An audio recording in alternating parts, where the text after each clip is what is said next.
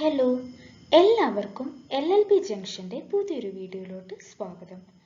ഇന്ന് നമ്മളിവിടെ ഡിസ്കസ് ചെയ്യാൻ പോകുന്നത് reference under civil procedure code 1908നെ കുറിച്ചിട്ടാണ്.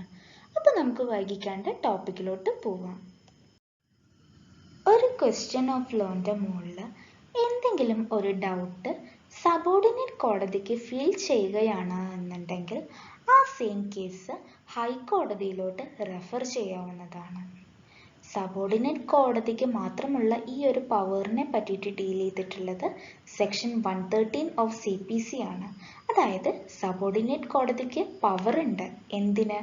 ഹൈക്കോടതിയിലോട്ട് അവരുടെ ഒപ്പീനിയൻ അറിയാൻ വേണ്ടിയിട്ട് ഒരു പെർട്ടിക്കുലർ കേസ് റെഫർ ചെയ്യാൻ വേണ്ടിയിട്ട്. Section 113 of CPC empowers a subordinate court to state and refer the same case for the opinion of the High Court. ഇനി എല്ലാ കേസും നമുക്കങ്ങ് ഹൈക്കോടതിയിലോട്ട് റെഫർ ചെയ്യാൻ പറ്റില്ല.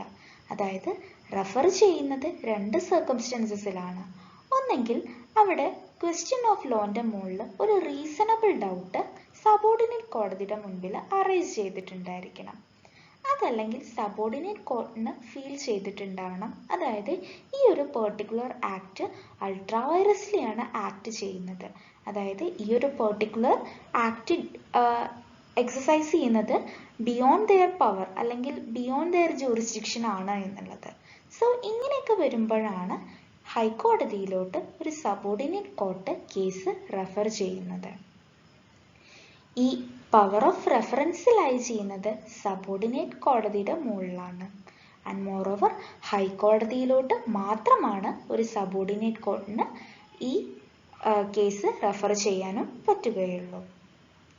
ഇനി പറയുന്നത് എന്താണെന്ന് വെച്ചാൽ ഹൈക്കോടതിയിലോട്ട് റെഫർ ചെയ്യുന്ന സമയത്ത് സബോർഡിനേറ്റ് കോർട്ട് അതൊരു ജുഡീഷ്യൽ ഓർഡർ വഴിയാണ് റെഫർ ചെയ്യേണ്ടത്. അതായത് വെറുതെ ഒരു ലെറ്റർ എഴുതിയിട്ട് മാത്രമൊന്നും നമുക്ക് ഒരിക്കലും സബോർഡിനേറ്റ് കോർട്ടിന് ഒരു പെർട്ടിക്കുലർ കേസ് ഹൈക്കോടതിയിലോട്ട് റെഫർ ചെയ്യാൻ പറ്റില്ല.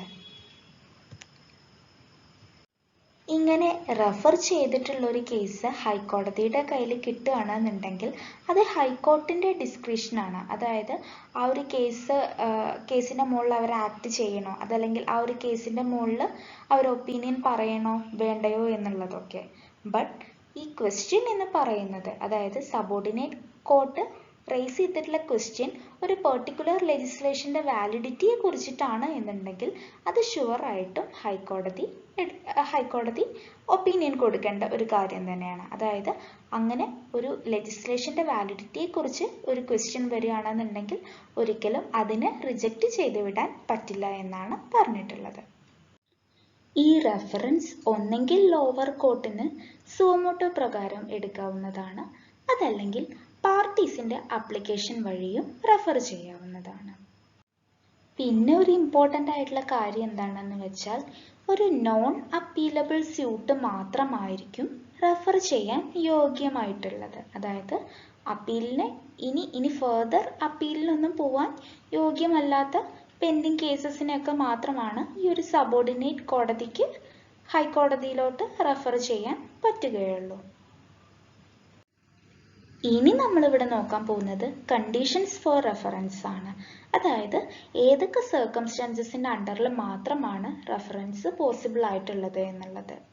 അതായത് ഇപ്പോൾ കോടതിക്ക് തോന്നുകയാണ്, അതായത് അവർ ആക്ട് ചെയ്യുന്നത് അൾട്രാ വൈറസ്ലി ആണ് എന്നുള്ളത്, അതല്ലെങ്കിൽ അവരുടെ ജൂറിസ്ഡിക്ഷനെ എക്സീഡ് ചെയ്തിട്ടാണ് അവർ ആക്ട് ചെയ്യുന്നത് എന്നുള്ളത്.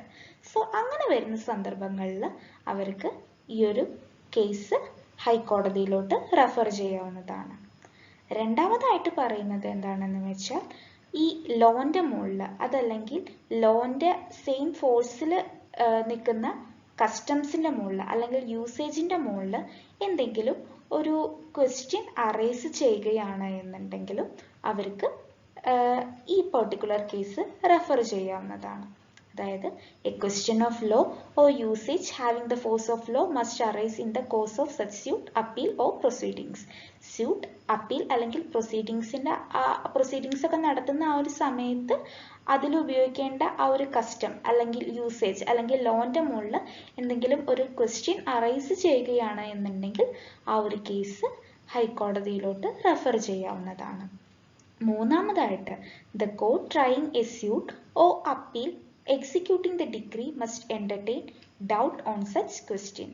അങ്ങനെ അറൈസ് ചെയ്തിട്ടുള്ള ആ ഒരു ക്വസ്റ്റ്യൻ്റെ മുകളിൽ അവർക്ക് എന്തെങ്കിലും ഒരു ഡൗട്ട് തോന്നിയിട്ടുണ്ടായിരിക്കണം. അതല്ലെങ്കിൽ ആ ഒരു അപ്പീൽ അല്ലെങ്കിൽ സ്യൂട്ട് ട്രൈ ചെയ്യുന്നതിൻ്റെ ഇടയ്ക്ക് അറൈസ് ചെയ്തിട്ടുള്ള ആ ഒരു ക്വസ്റ്റ്യൻ്റെ മുകളിൽ അവർക്ക് എന്തെങ്കിലും ഡൗട്ട് ഫീൽ ചെയ്യുകയാണ് എന്നുണ്ടെങ്കിലും ആ ഒരു കേസ് ഹൈക്കോടതിയിലോട്ട് റെഫർ ചെയ്യാവുന്നതാണ്. സോ ഇന്നത്തെ ഈ വീഡിയോയിൽ നമ്മൾ ഡിസ്കസ് ചെയ്തിട്ടുള്ളത് റെഫറൻസിനെ കുറിച്ചിട്ടാണ്. സെക്ഷൻ 113 ഓഫ് CPC ഓർഡർ 46 ആണ് റെഫറൻസിനെ കുറിച്ചിട്ട് ഡീൽ ചെയ്തിട്ടുള്ളത്. അപ്പോൾ ഇന്നത്തെ ഈ വീഡിയോ നിങ്ങൾക്ക് എഫക്റ്റീവായി തോന്നിയെങ്കിൽ വീഡിയോ ലൈക്ക് ചെയ്യാനും ഷെയർ ചെയ്യാനും മറക്കരുത്. അതുപോലെ ചാനൽ ഇതുവരെ സബ്സ്ക്രൈബ് ചെയ്യാത്തവർ ചാനൽ സബ്സ്ക്രൈബ് ചെയ്യാനും മറക്കരുത്. ഏതെങ്കിലും ഒരു പെർട്ടിക്കുലർ ടോപ്പിക് നമ്മുടെ ഈ ചാനൽ വഴി ഡിസ്കസ് ചെയ്യണമെന്നുണ്ടെങ്കിൽ അതെന്നെ കമൻറ്റ് ബോക്സ് വഴി അറിയിക്കാവുന്നതാണ്. So, thank you for watching the video.